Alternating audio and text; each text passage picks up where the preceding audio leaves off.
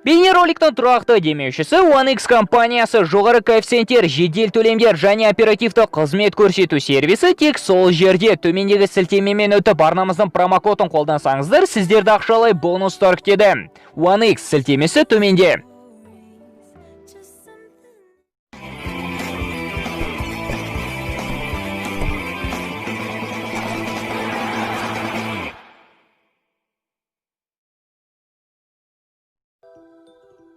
Барселона мен Мадридтік Реал қысқы трансферлық терезеде үнсіздік танытатын болды. Бірқатар футболшылар әлі де COVID-19 вирусын жұқтыруда. Ал Англия футбол федерациясының комитеті футболшылар соғылған голды тойламауы қажет деген заң шығарды. Осы және де өзге де қызықты жаңалықтар топтамасы дәл осы бейнероликте. Арнамызға жазылып қоңырау түймешесін басуды ұмытпаңыздар. Ал біз бастаймыз. Спортсвек баспасынан ақпаратына сүйенсек, Лаутаро Мартинес осы аптаның ішінде Интермен жаңа келісімшартқа отыруға ниетті. 20 жастағы аргентиналық шабуылшыға Барса, МЮ, ПСЖ сынды клубтар ұсыныс тастаса да, футболшы әзірге Италиядан көшкісі келмейді. Жазда Месси кетсе, Барсаға Мартинесті немесе Депайды шұғыл түрде алу қажет. Леоның отандасын тізімдерден сыза беру керек сияқты. Лондондық Арсеналдың шабуылшысы Александр Ляказет Мадридтік Атлетико сапына ауысуы мүмкін. Футболшы қандастердің бас бапкері Диего Симеоне қызығушылық танытуда. Ал Мюнхендік Бавария Мадридтік Реалдың қорғаушысы Эдер Милитаоға қызығуда. Немістер бразилиялық қорғаушыны жасы 28-ге келген Давид Алабаның орнына қарастыруда. Африкалық экс-футболшы Яя Туре Олимпик Донецк футбол клубының бас бапкерінің көмекшісі болып тағайындалды. Бұл ақпаратты ойыншының жеке агенті растады. Еске салсақ, Туре футболдық мансабында дәл осы клубта бастаған болатын. Агентінің сөзінше, Яя Туре болашақта бапкер болуға дайындалуда.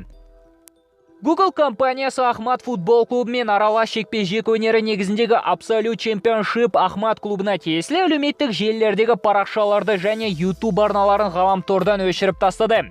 Себебі аталған клубтардың иесі Рамзан Кадыровты ақштың арнайы қара тізіміне енгізіп қойды. Кадыров мырзаның өзі де Путин секілді әлеуметтік желілерге тіркеле алмайды. Олар ақштың қауіпсіздігіне қауіп төндіруі мүмкін адамдар тізіміне енді.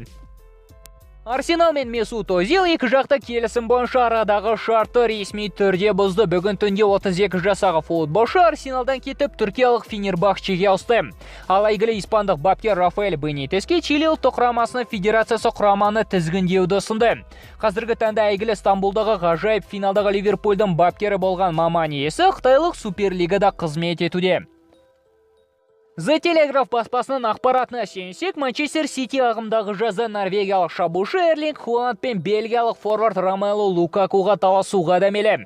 Ағымдағы маусымда Серхио Агуэроның келісімі де аяқталуға жақын, ал аргентиналық ойыншы келісімді ұзартуға асығар емес. Сондықтан Сити Серхионың орнын басатын кандидаттар тізімін құрауда. Ал хорватиялық шабуылшы Марио Манджукич осы жазда итальяндық Миланға көшуі мүмкін. Әзірге бос агент атанып жүрген ойыншыға Россонеридің бас бапкері Стефано Пиоли қызығушылық танытуда. Пандемия әлі де осалдықтан тар емес ағайын. Дәл сол итальяндық Миланның ресми парақшасы Тео Эрнандес пен Хакан Чалханоглу індетті жұқтырғанын хабарлауда. Ал ресейлік баспалар Зенит соңғы жаттығу жиындарына Зюбаны ода вирус анықталғандықтан әкетпегенін мәлімдеуде. Құрғыр вирус бір тынатын емес. Англия футбол федерациясының өкілдері футболшыларға соғылған голды тойламауды ұсынды. Бұны негізгі себебі әрине карантиндік дистанция сақтау заңына негізделген. Аталған ереже жұма күні шықса да сенбі күні өткен ойындарда ешбір футболшы тәртіпке бағынбады. Енді комитет ережеге бағынбаған футболшыларды айыппұлмен жазалау жайлы заңнама қарастыруда. Футболды шынымен де өлтіріп бітті мына пандемия. Мадридтік Реал сапынан Айнтрахт клубына жалға өнер көрсетуге кеткен Лука Йович кеше дебюттік ойынын өткізіп дубль авторы атанды. Реал жейдесіндегі 32 ойында небәрі 2 гол соққан Лука кеше небәрі 28 минуттың ішінде 2 гол соқты. Йовичтің ойыны Зиданның тактикасына мүлде үйлеспейді. Аргентиналық футбол жұлдызы Лионель Месси Барса сапындағы 753 матчтен кейінгі клубтағы ең алғашқы қызыл қағазын алды.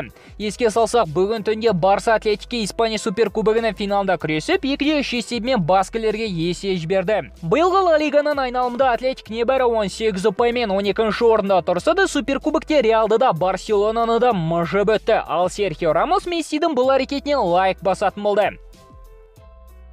Бейнероликке лайк басып, арнамызға және инста парақшамызға тіркелуді ұмытпаңыздар. Комментарийге пікірлеріңізді жазып, ойларыңызбен бөлісе отырыңыздар. Келесі кездескенше достар, футбол бірінші орында.